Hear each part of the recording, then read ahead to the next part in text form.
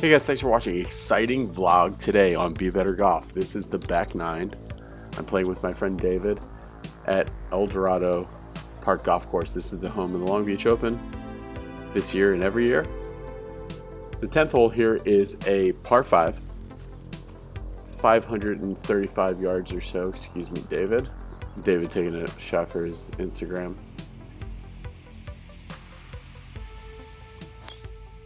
I got the shot tracer going pretty well.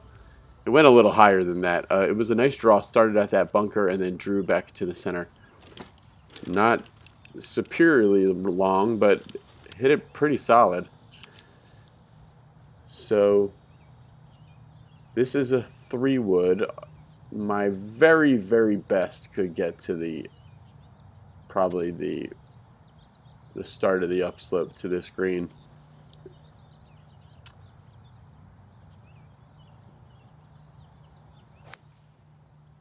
So I've been swinging on plane pretty nicely recently, which is making my misses go much straighter. And that's all from probably swinging through a gate of noodles so much. But I have been missing it a little thin and fat sometimes just from my level change. So that's the next part of the puzzle to work on. That is 60 yards. Really tempoed that out nicely. Good shot. My little math worked out because to the belly button is 50%, to the ear is 90%, and to your nipple is 75%. Right, so that was my lob wedge, and I felt like it was to my nipple on either side, my hands. So you're taking your hands back that far on either side. And that's how you control your distances, and that's a great putt. David had just had a putt that was that same line, so which helped me because it broke a different way. It didn't break towards the front of the green. The 11th hole is 385 yards or so, something like that, and it's basically dead straight. So a little bunker out there on the right side, which I thought this might go near, but I hit it well enough. It went past that. And I actually have a little bit of tree trouble for some trees that overhang the fairway. There's David. David just got married a week ago. Nice. So congratulations to David. Beauty. And he's been playing great golf. He's the top seed in the club championship over at his golf course as it goes into the bracketed matches. And he's really been playing great. So hopefully he can keep it up. I know he can. Meanwhile, this is a very tough punch shot for me, and I was worried about hitting it into that tree, so I actually hit that right so far off the toe, I only hit about half of the ball. It was really bad. So watch the toe of the ball, because I'm really, just at the last second, I got nervous about hitting it into that tree. And I put it over onto the service road, and when I've watched the Long Beach Open here before, I've seen things where actually guys do not get drops off of this. Somebody would know whether or not. I mean, it is a man-made deal, but I have heard that you don't get a drop from this road. And my wedge survived. It was all right. So, in a bad situation here, after that was actually not that bad of a drive. So hopefully my short game can save me. That was a great chip, really good chip. We're going to be doing Tim Yelverton wanted me to let you guys know that he's going to be coming back out to California. So send me an email to get in on this July 28th weekend short game scoring school with Tim Yelverton. Send me an email if you're interested in that. We're also going to be doing a whole bunch of putting stuff at that school. Crazy ugly. Yeah, really. And up and down at the end is always saving grace. I toe shanked both of those. Yeah, two really horrible shots, but just a bogey, so not too bad. So like I was saying, for that short game school on the weekend of July 28th, send me an email, contactbebettergolf@gmail.com if you're interested. Setting up the course right now to have that at. All right, par 3. 196 yards. This is an easy 4-iron. Just hit it dead straight, a little low. And the flag was over on the right-hand side, and I am on the left, probably like a pretty far putt. David hit it solid, but blocked it a little bit left of my ball. So David had already putted. So this is my putt for birdie from pretty far away. I've got the even roll back in the bag and enjoying it. The greens are in really good shape here. That broke really nicely. Actually had a chance. So yeah, that was a long putt. That was about, I think, about 40-something feet.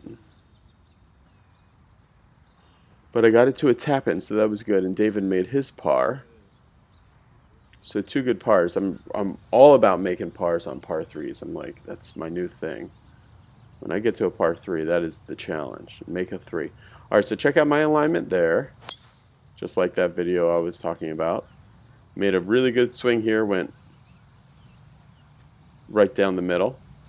Really concentrating recently on using driver when I actually have driver in my hand, not trying to swing hard. So David's been swinging really well, and he hit a great drive here, so I wanted to do a slow-mo so that I could show it to him later. If you guys have any comments or tips for him, constructive stuff, let us know. So here, this is that level change stuff that I was talking about. I am rising up and down a little bit, so I'm sure there's going to be a new configuration or a noodle to help me out with that. But that was thin to win. It landed short of the green, and the Kikuyu kind of stopped it, and then it rolled to here. So I've only missed 1 green so far. Solid putt, not a great read, but speed was very good. So that's another par. After birdie on the first hole, bogey on the second hole, a pair of pars to back that up. So even par still right now. All right, so this is the 390-yard par for 14th hole. And if you guys are interested in some of the behind-the-scenes editing stuff to this, I'm using the Shot Tracer app, and you'll see this swing where I'm really, really concentrated on hitting the center of the face and hitting it solid and straight down the fairway, which I did. I put a nice draw on it. But that Shot Tracer is, in my editing timeline, is layered on top of my regular shot, because the Shot Tracer is not as good quality. So I can just then use a crop on that top layer and only have the line there. So then you just see it briefly for a while. The Shot Tracer is on it. Okay, a little less than, I think this is about 115 yards here. Taking a couple of brushes, and this should be just a little short of regular. This, I think the wind's in my face just a little bit. But hit it pin high. I was really doing a good job this round hitting my wedge shots pin high. Left and right sometimes a little off, but being pin high is super crucial to keeping a good score together.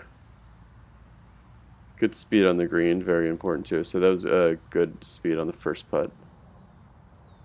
Here's David on 15th hole. Hit a great, powerful drive down the left-hand side.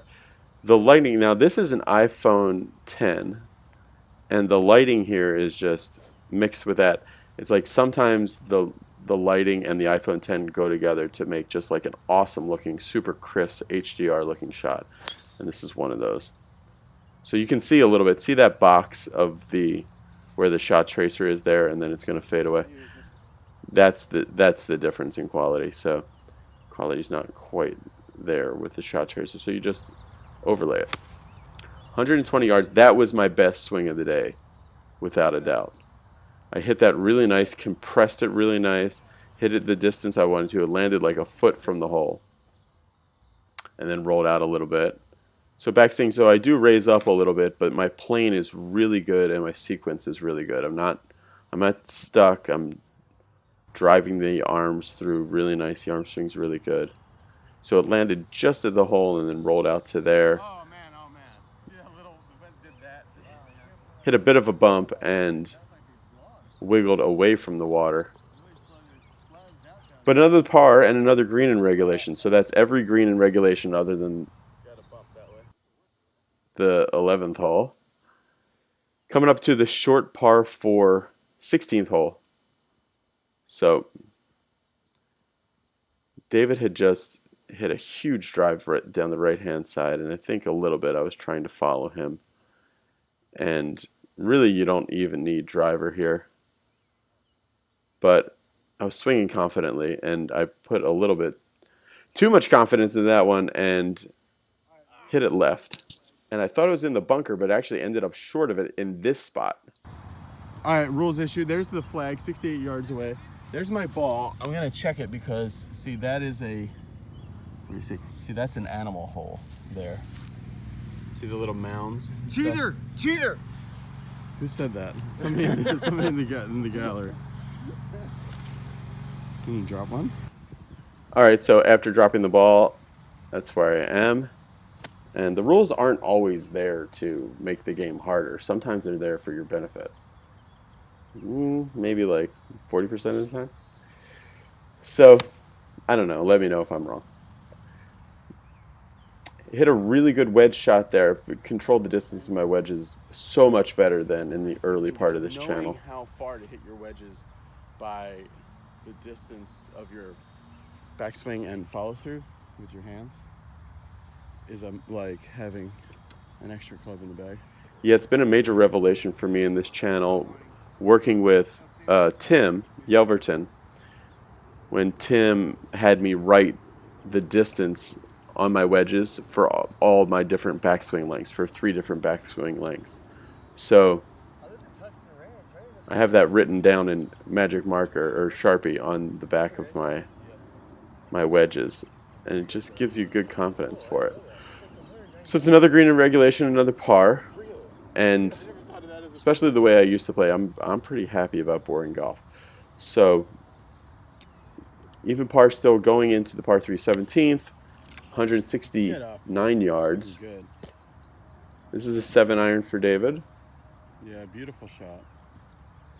Put it within just a couple feet, I think just like 12 feet. So he's swinging nicely right now. I think David he had one bad hole, so which was I think the first hole. And so he's 2 over par. Alignment's not awesome on this shot. Hit it just so-so. You could hear it was a little bit glancing on the blow there. Hit the green. So that's 7 out of 8 greens. But a little further away than I wanted to. But like I said, just having that goal of parring or better every par 3 and really knuckling down to make as many 3s on your card as possible.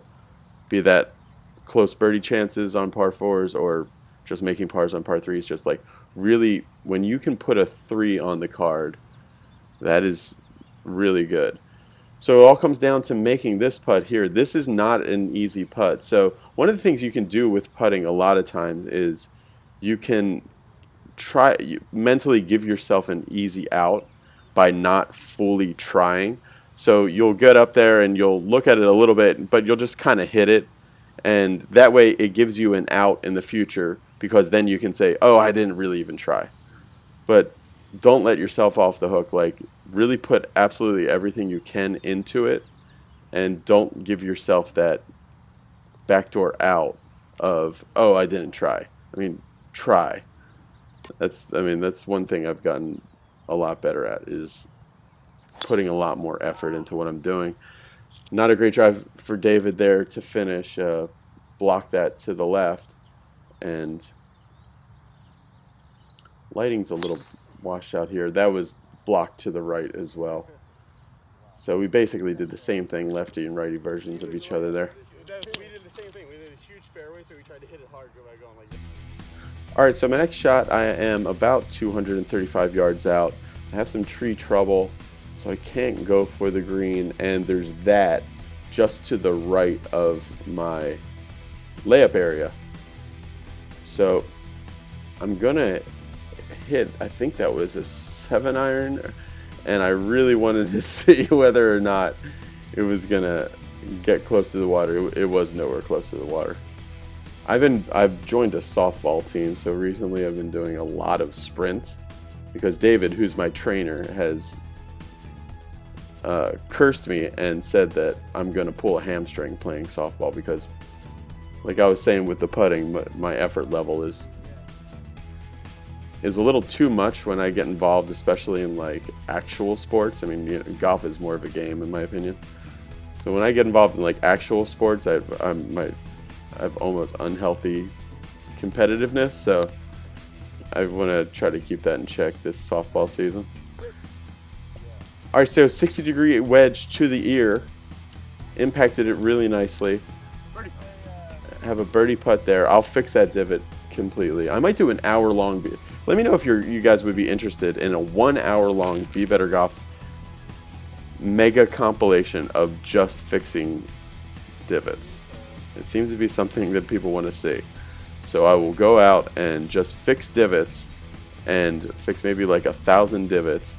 We'll put that into a long compilation for an hour, and we'll see how the views will be because people seem to want that edited in. Maybe I'll start editing those in.